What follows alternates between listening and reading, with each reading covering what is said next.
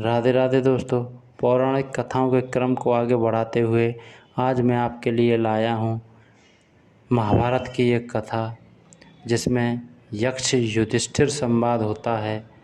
आपको याद होगा दोस्तों, पांडवों के अज्ञातवास के दौरान एक बार सभी भाइयों को प्यास लगती है और एक एक करके सभी भाई पानी लेने जाते हैं, लेकिन वापस लौटकर कोई नहीं आता।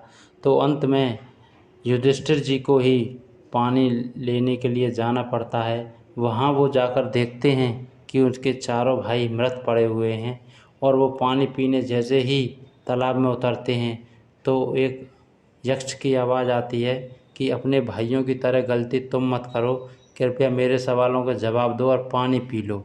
तो वो सवाल मैं आपके सामने प्रस्तुत कर रहा हूँ दोस्तों, कृपया ध्यान से सुने। और हाँ, अगर वीडियो पसंद आए तो लाइक शेयर सब्सक्राइब करना नहीं भूलें। तो सुनिए दोस्तों। यक्ष ने प्रश्न किया, मनुष्य का साथ कौन देता है? युधिष्ठिर ने कहा, धैर्य ही मनुष्य का साथ देता है। यक्ष कह रहा है, यश लाभ का एकमात्र उपाय क्या है? युधिष्ठिर ने कहा, दान।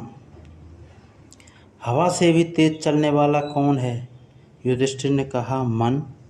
यक्ष फिर पूछ रहा है, विदेश जाने पर आपका साथी कौन होता है?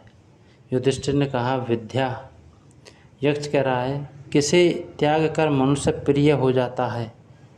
युधिष्ठिर जवाब दे रहे हैं, अहम भाव से उत्पन्न गर्भ के छूट जाने पर। यक्ष कह रहा है, किस चीज़ के छूट जाने पर दुख नहीं होता? युधिष्ठिर जी कह रहे हैं, क्रोध। यक्ष कह रहा है, किस चीज़ को गवाकर मनुष्य धनी बनता है? युधिष्ठिर का जवाब, लोभ।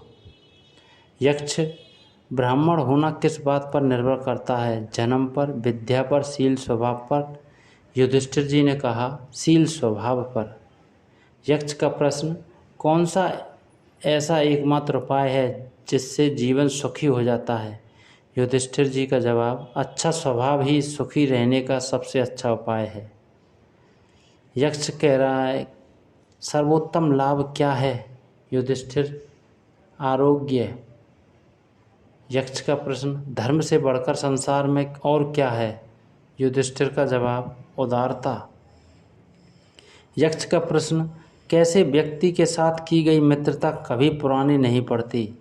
युधिष्ठिर जी ने कहा, सज्जनों के साथ की गई मित्रता इस जगत में पुरानी नहीं पड़ती। यक्ष ने प्रश्न किया, इस जगत में आश्चर्य क्या है? युधिष्ठिर जी ने कहा, प्रतिदिन हजारों लोग मर रहे हैं, फिर भी लोग चाहते हैं कि वे अनंत काल तक जिएं। इससे बड़ा आश्चर्य और क्या हो सकता है? इसी प्रकार यक्ष ने कई प्रश्न किए और युधिष्ठिर ने उन सब के ठीक ठीक उत्तर दिए।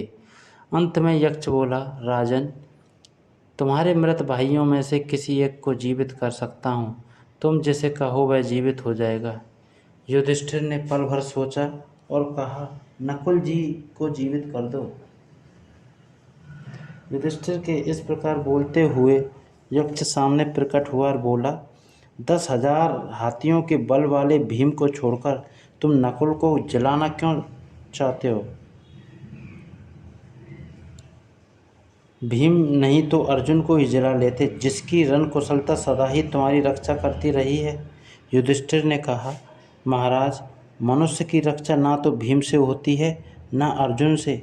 धर्म ही मनुष्य की रक्षा करता है, और धर्म से ही विमुख हो जाने पर मनुष्य का नाश हो जाता है। मेरे पिता की 2 पत्नियों में से कुंती का एक पुत्र मैं बचा हूँ, और मैं चाहता हूँ कि माता माद्री का भी एक पुत्र जीवित रहे। युधिष्ठिर के वचन सुनकर यक्ष ने प्रसन्न होते हुए कहा, हे वत्स, मैं तुम्हारे विचारों से अत्यंत ही प्रसन्न हुआ हूँ, इसलिए मैं तुम्हारे सभी भाइयों को जीवित करता हूँ। वास्तव में मैं तुम्हारा पिता धर्म हूँ और तुम्हारी परीक्षा लेने के लिए यहाँ आया था। धर्म के इतना कहते ही सब पांडव ऐसे उठ खड़े हुए जैसे कि गहरी नींद से जागे हों। युधिष्ठिर ने अपने पिता धर्म के चरण स्पर्श कर उनका आशीर्वाद लिया। फिर धर्म ने कहा, वत्स, मैं तुमसे बहुत प्रसन्न हूँ, इसलिए तुम मुझसे अपनी इच्छा अनुसार वर मांग लो। युधिष्ठिर बोले, हे तात, हमारा 12 वर्षों का वनवास पूर्ण हो रहा है और हम 1 वर्ष के अज्ञातवास में जाने वाले हैं। अतः आप यह वर दीजिए कि उस अज्ञातवास में कोई भी हमें ना पहचान सके।